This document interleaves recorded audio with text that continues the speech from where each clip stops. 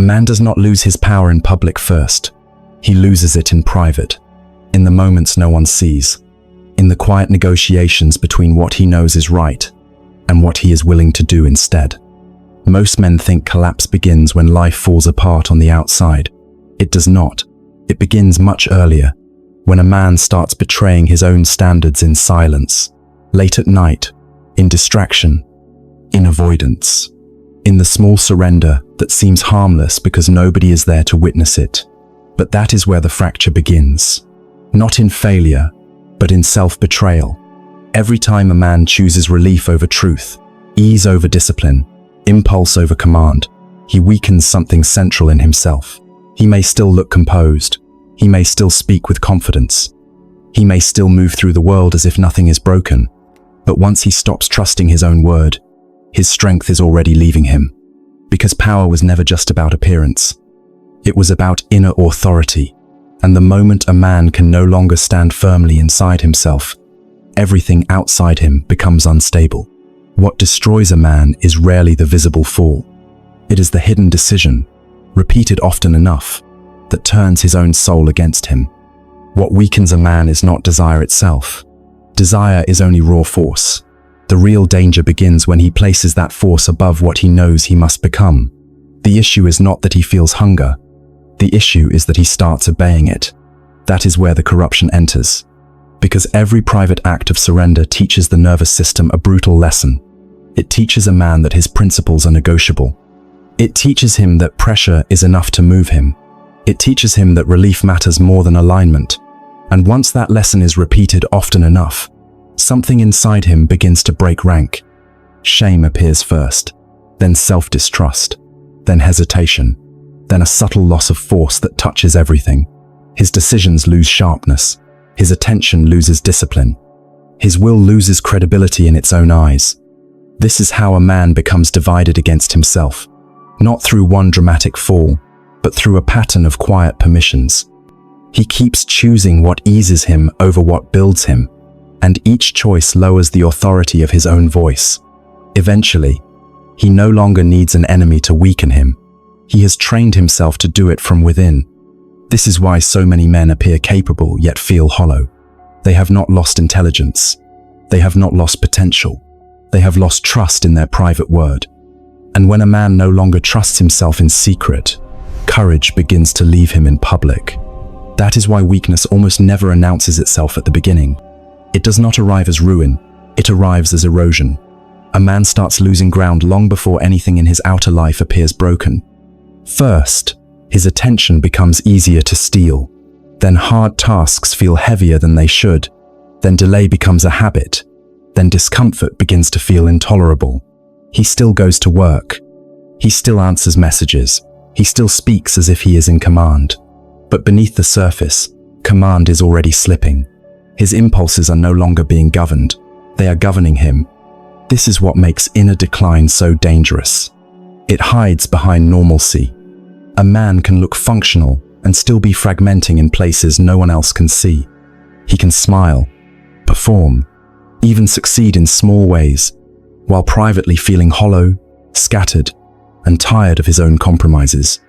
By the time the public failure comes, the real defeat has usually been underway for months, sometimes years. The visible collapse is only the final expression of an invisible surrender. Men do not suddenly become weak. They become weak in layers, in skipped disciplines, in private concessions, in repeated escapes from what demands strength. And when those escapes become a pattern, the soul begins to lose its structure before the world ever notices. And beneath all of this lies an even deeper weakness. It is not lust alone. It is not distraction alone. It is a man's growing inability to endure discomfort without trying to escape it. That is the real fracture of the modern mind. Many men have not been broken by tragedy. They have been softened by convenience. The moment tension rises, they reach for relief. The moment silence feels heavy, they search for noise. The moment pressure builds, they look for something that can numb, soothe, or distract them. This is how a man becomes easy to control. Because the man who cannot sit still inside discomfort will always kneel before whatever promises immediate ease. And purpose has never been built that way. Purpose asks for endurance. It asks a man to remain steady when nothing in him feels rewarded. It asks him to hold the line in loneliness, in frustration, in uncertainty, and in the long stretch where effort gives no applause. This is why so many men fail the deeper test, not because they lack desire, but because they lack structure. They do not know how to contain heat without collapsing into impulse, but strength is born there, in the refusal to flee, in the decision to stay present inside tension without bargaining away your standards. A man is not destroyed by desire. He is destroyed by his inability to hold tension without surrender. And the moment he learns to do that, his center begins to return. And this is where the modern world makes the problem worse. A man today is rarely conquered by one great disaster. More often, he is worn down by constant stimulation, by the phone at midnight, by the endless scroll when his mind should be still, by the reflex to open another screen the moment silence begins to press against him. He is surrounded by systems designed to fracture attention, inflame appetite, and reward impulsive behavior, not once, but all day. The damage is not always dramatic, it is cumulative. His focus becomes weaker. His threshold for boredom collapses. His ability to stay with one demanding task begins to rot. And because he keeps scattering his energy across 100 small impulses, he no longer has the force required to build anything that asks for depth. This is why so many men feel exhausted without having truly carried anything heavy. Their bodies are not crushed by labor. Their minds are being split apart by overstimulation. A notification here, a craving there, a few seconds of escape repeated until the day is gone, and nothing substantial has been built. Then comes the deeper wound. Unfinished work, lower standards, quiet disgust. A man starts seeing evidence of his own fragmentation everywhere he looks. He says he wants mastery, but his habits keep training him for dependency. He says he wants purpose, but his attention has been sold off in fragments. That is the real danger of this age. It does not always destroy a man through open vice. It often destroys him through endless distraction. And a distracted man is never fully dangerous, because his power never gathers long enough to become real. And this is the price of repeated surrender. A man does not only lose time when he keeps yielding to lower impulses, he loses self-respect. He loses sharpness. He loses the quiet authority that makes his presence feel solid, because every private betrayal leaves a mark, not always visible, but always carried. He begins to feel it in the way he hesitates before difficult things, in the way his decisions become slower, softer, less exact, in the way his voice no longer carries the same weight, because somewhere inside, he knows he has been negotiating with weakness. This is how power drains out of a man, not through one catastrophic failure, but through a long pattern of inner compromise. He starts bargaining with everything, with discipline, with his body, with the work that could have changed his life, with the standard he once claimed was non-negotiable. And from that pattern, a silent form of cowardice is born. Not the loud kind, not panic or collapse, something colder than that. The refusal to begin, the refusal to cut away what is poisoning him, the refusal to stand fully inside the life he is capable of living. Many men call this lack of motivation. It is not. It is the spiritual cost of self-betrayal, repeated until the will no longer trusts its own commands. And once a man's inner command loses legitimacy, even simple actions begin to feel heavy, because the one giving the order is no longer believed. But this is the point where most men misunderstand discipline. They treat it like suppression, like a cage built to imprison desire. That is why they fail with it. Because anything treated only as denial eventually becomes resentment. Real discipline is not the killing of energy, it is the direction of energy. It is the decision that force will answer to purpose instead of appetite. A man does not become powerful by feeling less. He becomes powerful by refusing to be ruled by what he feels. The fire itself is not the enemy. The question is where that fire is sent. In a weak man, it becomes compulsion, fantasy, scattered craving, and restless escape.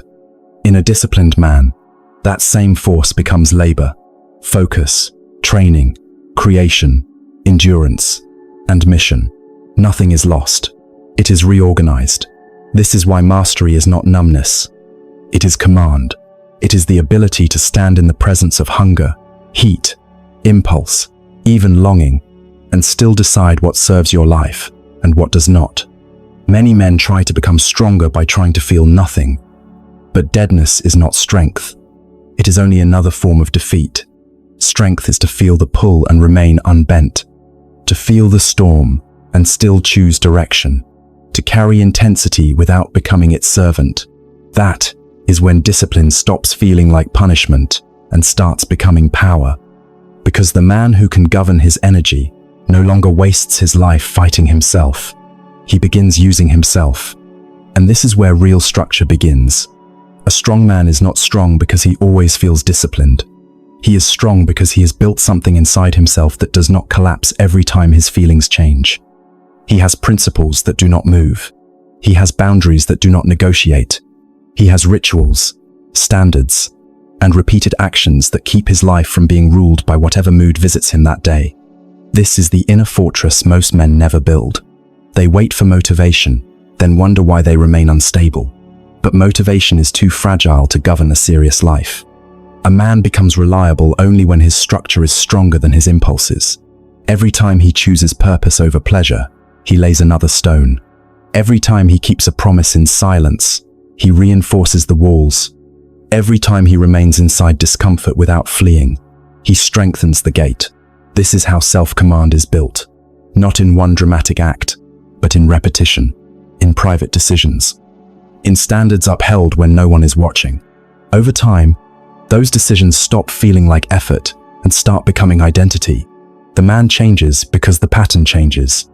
And when that happens, temptation does not disappear. It simply loses authority. It is still there, but it no longer speaks with the voice of a master. It becomes noise outside the walls. And the man who has built that inner fortress no longer lives at the mercy of passing urges.